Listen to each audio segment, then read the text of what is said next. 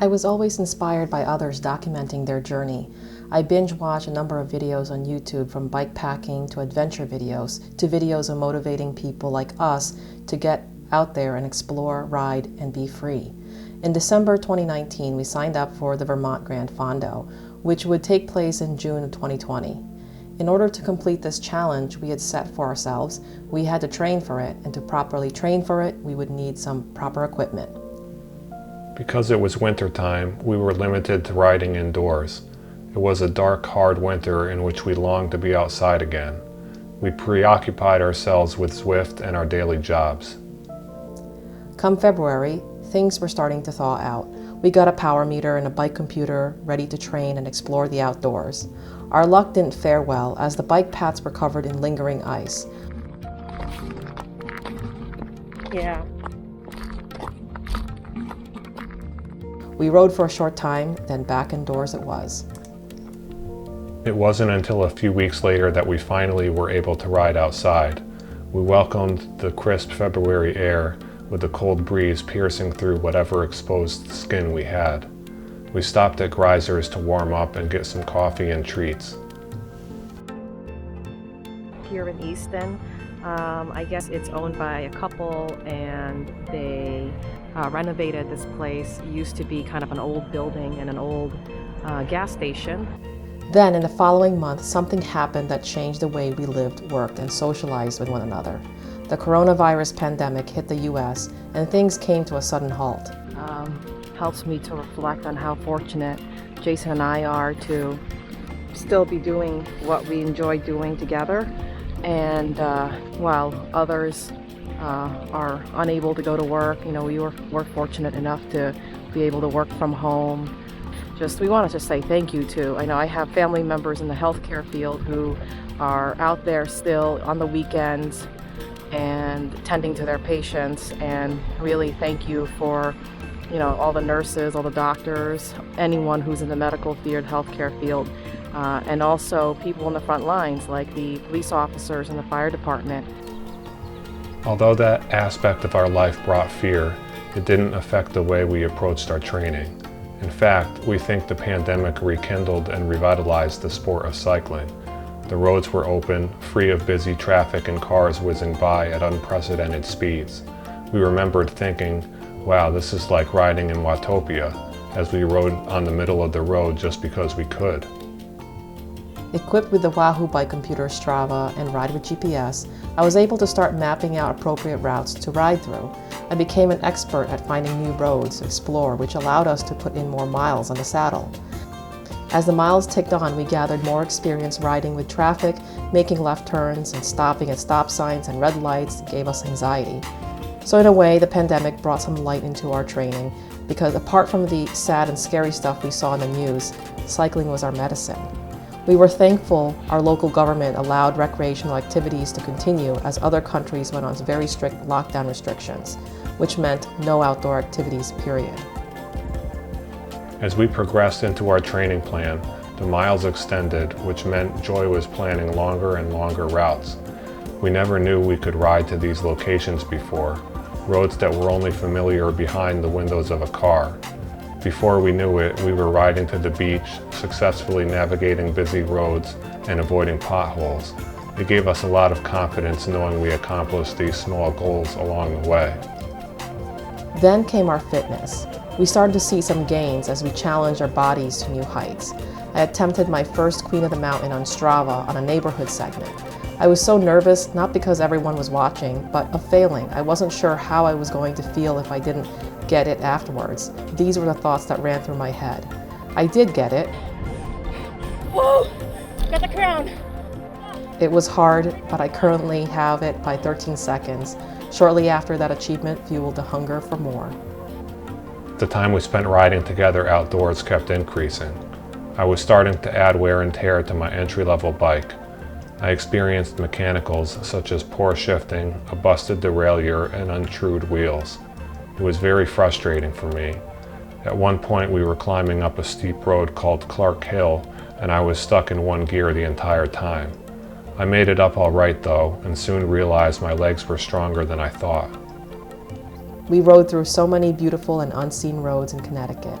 Riding to us opened a world of beauty and appreciation for life, which is a complete juxtaposition to what was happening to the world around us. At times we felt guilty of enjoying these simple pleasures while others were suffering, but it was as if it was pulling us toward this light, this silver lining. By June, we had already found out that the Fondo was canceled, as was everything else. But that didn't stop us from training, or better yet, attempting to ride the same distance and elevation as the Fondo. Joy devised this plan to map out a route that would mimic the Fondo and instead call it CTGF. We would attempt this feat on June 7th, the day after Joy's birthday. Today is our big day. We're doing our big Grand Fondo ride today.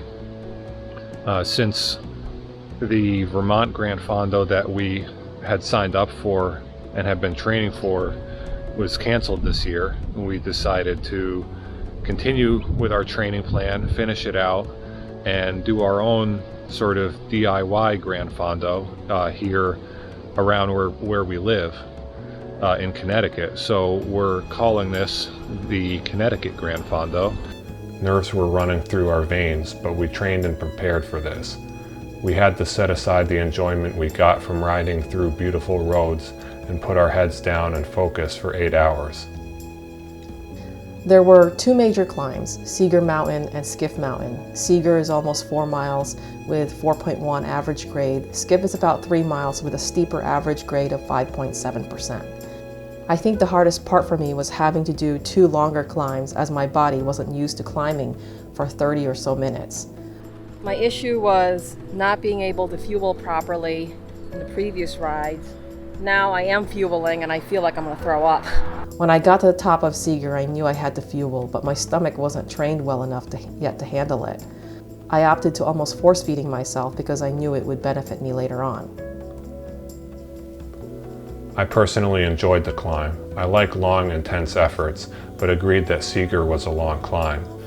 Skiff was challenging as we previously only experienced it coming down, not up. The steepest part of the climb was in the first mile, and after that, we felt like our legs were rubber. It took a lot out of us to finish that climb, but eventually we got to the top. Finished that Skiff Mountain climb.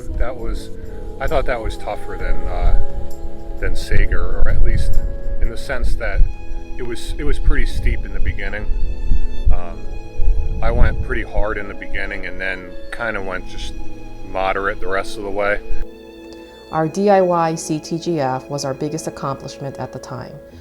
We were so proud of ourselves for completing the ride after having trained long hours in the winter, indoors and out. The pandemic allowed us to complete the peak phase of our training with proper sleep and recovery, but after this, I felt the need to take some time off from training. I spent much of the summer riding Zone 2 and exploring more roads. I was sidelined from outdoor riding for most of the summer after a freak crash on the bike at the end of June, which led to a fractured clavicle and surgery. It was about 3 months before I was able to ride outside again, but fortunately I was able to continue riding indoors within a week after the surgery. Like everyone else, our summer didn't go exactly as we planned it heading into the year. Our trip to Oregon to do our first century ride was canceled, and then we had another curveball when Jason got injured. We both still desired to do a century ride, and with the uncertainty of when Jason would return to the road, he encouraged me to go ahead and do a century ride on my own, if I was up for it, and he would try to support me with the transportation and refueling. I was definitely up for it, and I mapped out a 100-mile route on the Farmington Rail Trail that runs from central Connecticut into Massachusetts and back. The benefit of using a rail trail for this ride was that I wouldn't have to contend with as much traffic while I was out there on my own. The drawback was that Jason wouldn't be able to follow me the whole time. He would have to meet me at checkpoints, but at least he was able to store extra water and nutrition in the car so that I wouldn't need to carry it for the ride. And it was comforting to know that he was within a short driving distance in case I had a mechanical or some other problem. I was so proud of Joy for completing her first century ride, and to do it on her own impressed me even more. While I was disappointed that I wasn't able to ride it with her, I was happy to provide her transportation and whatever support I could give. Just being there to see her finish the ride was exciting for me. In an effort to give Joy some extra motivation for her century ride, I had done a huge ride on Zwift the day before. It was the Uber Pretzel route, and it took me almost 6 hours to complete. It was my biggest effort to date and was redemption for missing out on the century ride. Needless to say, I was wiped out, so spending most of the day sitting in the car while Joy was cranking out 100 miles was just fine with me. The century ride was exhausting, especially due to the August heat. I tried to pace myself, but it was still a long time to be on the bike. I took it easy for several weeks after this ride, going back to mostly unstructured Zone 2 training. I continued exploring some routes on my own and kept planning new routes for when Jason would eventually return to outdoor riding. Meanwhile, I also took up mountain biking. I purchased a Marin and took it out to the trails on Saturdays. Although I would have preferred to have a riding partner, mountain biking was a great experience for me, and it was really enhanced my riding skills. Controlling a road bike now felt like a breeze. The healing and rehab process for my broken clavicle could not have gone much better. The doctor fixed it up nicely and physical therapy went smoothly. Every week I saw good progress with minimal pain. About 3 months after the surgery, the bone was almost fully healed, and the doctor gave me the green light to ride outside again. I was super excited to get back out there. I had purchased a new bike while I was injured, a Canyon Ultimate that matched Joy's road bike. I had been ready for a bike upgrade before the injury, and I wanted to have the new bike ready so that I could use it right away upon my return. But my excitement also came with fear. I wasn't the most skilled cyclist to begin with, and after the injury and several months without steering, balancing, or navigating traffic, I was scared of crashing. On Sunday, September 27th, I would return to the road with Joy. While she was mountain biking the day prior, I went on a solo ride near our home in order to face my fears and move past them. That ride built up enough confidence that I was able to have fun riding with Joy the next day. We were thrilled to be riding together again. Jason returned just in time to catch the colorful foliage of the fall season, and we enjoyed some excellent weather on our rides. We kept our first few rides to a moderate distance, and we felt great after those rides, invigorated rather than exhausted. Jason loved his new bike, and it seemed like he was flying on it. He started PRing Strava segments on our first ride after his return. Being able to continue riding indoors during the summer was huge for maintaining my fitness. My legs and heart got a little stronger. I had lost a few pounds of upper body weight while recovering from the injury. Combining those factors with a much lighter bike, and it was a recipe for going faster, or to ride the same speed with less effort. Climbing suddenly didn't seem as difficult as I remembered it being. I felt like the momentum was in my favor, and I wanted to keep riding the wave. There was still a part of me that felt incomplete because I had not yet accomplished one of our goals for the year, the century ride. Even though Joy had already completed it, I had a feeling she would be up for doing another one. She's usually not one to turn down a challenge. So I posed a question to her. Do you want to try to do a century ride together before the winter season hits? Weather permitting, of course. And of course, she said yes. As soon as I knew Jason wanted to do a century ride together, I wasted no time planning. The route would be an extension of our familiar loop around Kenwood Lake with added mileage in Amenia, New York, and Connecticut, towns of Sharon, Cornwall, and Marin, all of which would be exploring new terrain. Similar to our CTGF route, there would be 2 long climbs, one in Sharon that was just over 2 miles at 4.4% average grade, and the other in Cornwall measuring at 1.9 miles and 6.9% average grade. Our total elevation gain over the course of 100 miles would be 8,000 feet. On Sunday, October 18th, we embarked on our first century ride together. It was a bit chilly that day, and for the first couple of hours I dealt with the discomfort of frozen fingers. But once the sun started to shine upon us, our extra layers were enough to keep us feeling warm. We both enjoyed venturing out into new territory, and we particularly liked the Sharon climb, which ended in open farmland with foliage-covered hills surrounding us in the horizon. It was beautiful, and the climb was moderate, so we were actually able to soak up the scenery and converse with each other along the way. The descent from that climb was downright scary though. It was long and pretty steep with potholes galore. This is where Joy's mountain biking experience really helped her. We were both relieved to make it down that descent safely. The Cornwall climb went up Seeger Mountain, but the opposite side of what we had done on our CTGF ride. It was gradual but long ascent.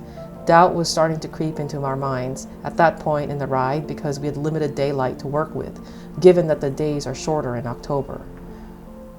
After descending the Cornwall climb, we still had about 25 miles remaining, and although the two longest climbs were behind us, we were starting to feel the physical and mental fatigue of being in the saddle all day. We were hungry and almost out of water, so we stopped at a general store in Gaylordsville to grab more water and eat some energy bars. We were experiencing various aches and pains from being in the saddle all day. Groin pain, stiff neck and back, tired arms and hands. The fatigue in our legs was actually manageable and the least of our worries. After refueling, we felt good enough to continue, and once we hit River Road in New Milford, we were back onto familiar roads, and we knew it wouldn't take us much longer to get home from there. Our minds were now at ease. We completed our century ride in just over 8 hours of riding time, but including stops, we were out there for almost 10.5 hours. We made it home shortly before sunset. We were too mentally drained to celebrate the accomplishment, so we just enjoyed a warm shower and some burgers and fries from a nearby pub, then headed to bed. The following day, we started to reflect on our first century ride together. It was quite an adventure and a challenge all rolled into one. We were proud of our accomplishment and thankful we had the opportunity to complete it before the year ended. We had met all of our cycling goals for the year, and it was a great feeling.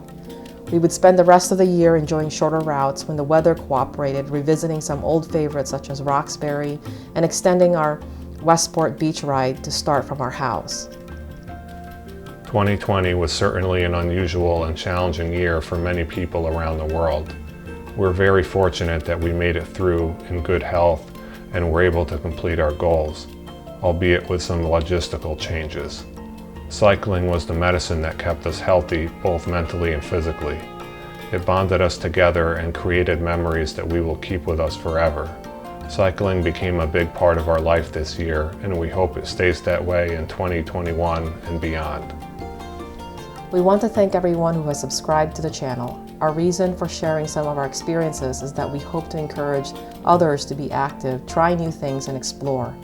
Whether you're a beginner or a more experienced cyclist, we hope that some of our adventures will inspire you on your own rides. As 2020 comes to a close, we wish all of you happy holidays and the best of health and happiness in 2021.